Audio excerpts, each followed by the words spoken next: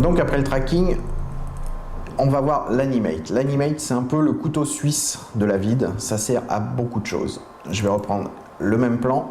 Simplement, je vais aller plus loin. Voilà, ici, j'ai un personnage qui passe dans le champ. Donc, je vais le poser et je vais le poser en V2.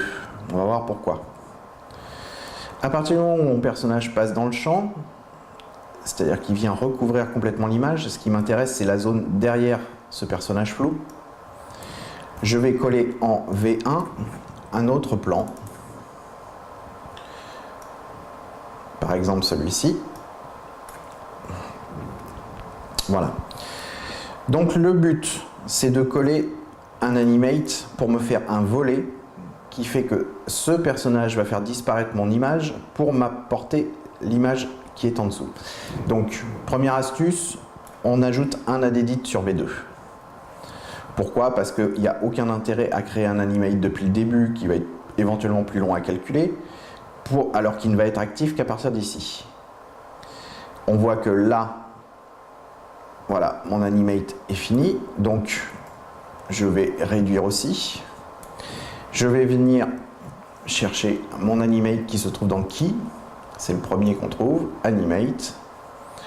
Je peux refermer mon effet de palette. Je vais rentrer dans mon Effect Editor. Et je vais créer une forme. Donc je vais prendre celle-ci. Et je vais découper la zone qui m'intéresse.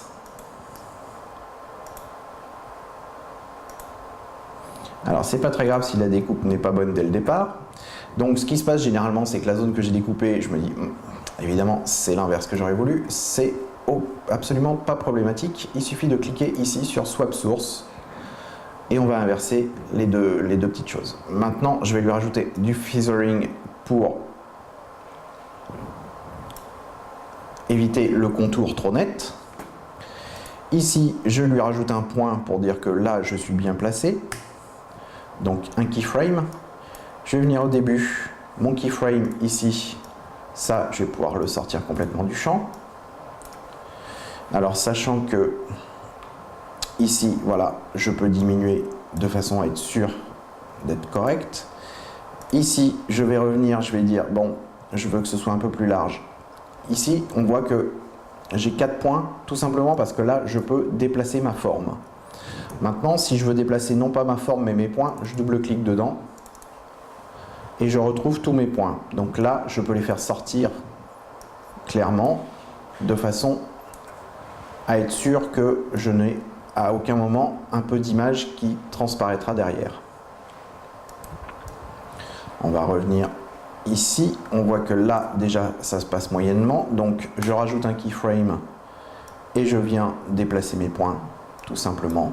Alors évidemment, il faut gérer ce genre d'effet avec des choses qui passent assez rapidement dans l'écran. C'est vraiment beaucoup de temps gagné au niveau du montage, sachant que, bien évidemment, c'est possible de faire avec des choses beaucoup plus complexes.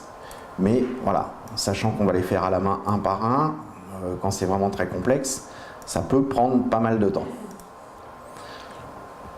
Là, hop, on va vérifier que tout ça va bien. Je peux évidemment prendre des points 2 par 2, par exemple, si je veux les déplacer un peu plus vite.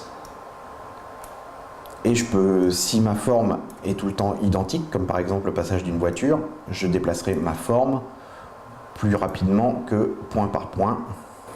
Et sur ma dernière image, et ben voilà, on va sortir complètement les points de façon à récupérer l'image qui est en dessous.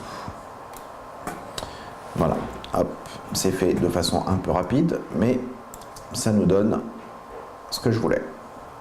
L'animate va nous servir éventuellement pour d'autres petites choses.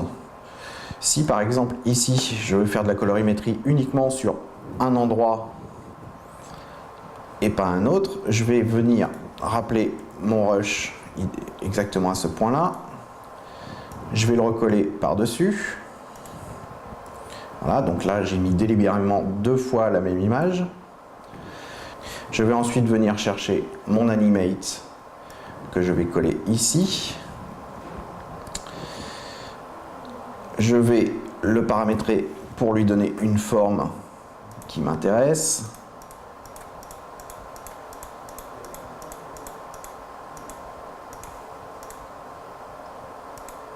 Voilà.